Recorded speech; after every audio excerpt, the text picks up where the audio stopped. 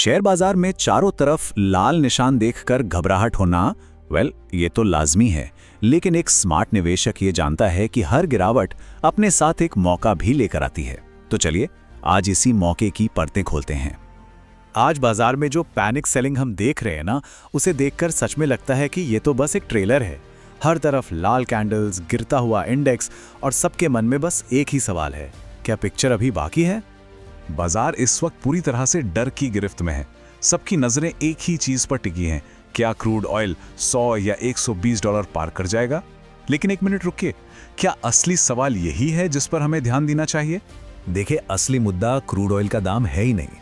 असली सवाल तो ये है कि ये जो जंग चल रही है, ये आखिर चलेगी कितनी लंबी? एक हफ्ता, एक महीना या फिर 6 महीने? और सबसे बड़ी बात, इसके बाद क्या होगा? इस सवाल का जवाब फिलहाल किसी के पास नहीं है, ग्लोबल मार्केट्स के पास भी नहीं। और देखिए, जब हम भारत की बात करते हैं ना, तो खतरा सिर्फ क्रूड ऑयल की बढ़ती कीमतों तक ही नहीं रुकता। एक बहुत बड़ा खतरा है जिसके बारे में ज्यादातर लोग बात नहीं कर रहे हैं, हॉर्मुज स्ट्रेट। चलिए समझते हैं कि आखिर है क्या और ये इतना जरूरी क्यों है। ये दुनिया की सबसे जरूरी समुद्री गलियों में से एक है। आप इसे एक ऐसा संकरा सा रास्ता समझिए जिस पर भारत की पूरी इकोनॉमी की नब्ज टिकी हुई है। इससे हमारी आर्थिक लाइफलाइन कहना बिल्कुल गलत नहीं होगा। अब जरा इस आंकड़े को देखिए, ये दिमाग हिला देने वाला है। सऊदी अरब से जो हमारा 90% एलपीजी आता है, मतलब हमारे घरों में जो गैस सिलेंडर आता है ना, वो इसी रास्ते से होकर गुजरता है। और इतना ही नहीं, कतर से एलएनजी और ईरान, इराक से आने वाला क्रूड ऑयल भी यहीं से आता है। तो अब एक सेकंड के लिए जरा सोच कर देखिए कि अगर खुदा न खास्ता ये रास्ता बंद हो गया तो होगा क्या? इसका असर सिर्फ पेट्रोल पंप पर नहीं दिखेगा, ये एक पूरा चेन रिएक्शन है। सबसे पहले तो किचन गैस, फर्टिलाइजर, ट्रांसपोर्ट, सब कुछ आसमान छूने लगेगा। इसके बाद महंगाई बेकाबू हो जाएगी, आरबीआई को इंटरेस्ट रेट बढ़ाने पड़ेंगे, रुपया कमजोर होगा और कंपनियां अपने नए प्रोजेक्ट्स, जिसे हम कैपेक्स कहते हैं, उस पर पूरी तरह से ब्रेक लगा देंगी। तो ये तो हुई समस्या की बात। अब सबसे बड़ा सवाल कि ऐसे माहौल में जब सब बेच रहे हैं तो एक स्मार्ट निवेशक को आखिर करना क्या चाहिए? इसके लिए 2 बहुत सीधे और असरदार नियम हैं। चलिए उन पर एक नजर डालते हैं। पहला नियम, और शायद सबसे जरूरी नियम, कैश इज किंग। एक बात समझनी होगी, मार्केट पिछले 1 साल से स्ट्रगल कर रहा है, तो ये कोई रातों रात वी शेप रिकवरी नहीं देने वाला। तो जल्दबाजी करने की कोई जरूरत नहीं है। ये आराम से सोचने का वक्त है। तो अपने कैश रिजर्व को तैयार रखिए। और दूसरा नियम है वैल्यू ट्रैप से बचना। देखिए होता क्या है, क्रैश के टाइम हमें कई स्टॉक्स ना बहुत सस्ते लगने लगते हैं, लेकिन याद रखिए, हर सस्ती दिखने वाली चीज सोना नहीं होती। वो एक जाल हो सकता है, एक ऐसी कंपनी जिसका भविष्य ही शायद अंधकार में हो।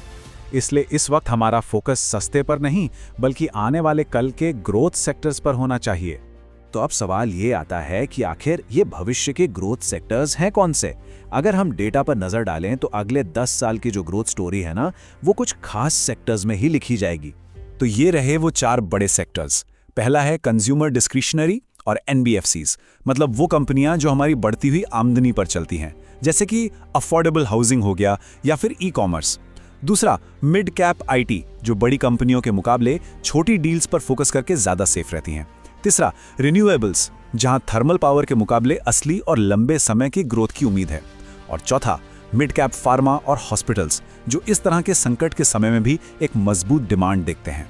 चलिए अब आते हैं इस पूरे विश्लेषण के सबसे मजेदार हिस्से पर, वो एक बड़ा सीक्रेट जो इस डर के माहौल में भी वेल्थ बनाने का रास्ता दिखा सकता है।